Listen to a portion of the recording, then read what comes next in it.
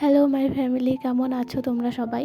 তো আজ সকাল সকাল রেডি হয়ে বেরিয়ে পড়লাম টিউশনের উদ্দেশ্যে। আজকে সকালটা ভীষণই সুন্দর ছিল, তো সেই সুন্দর সকাল উপভোগ করতে করতে চলে গেলাম পড়তে।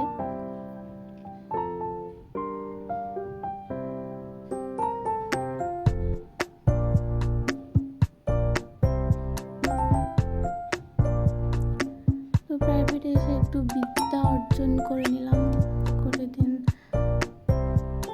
করে চলে গেলাম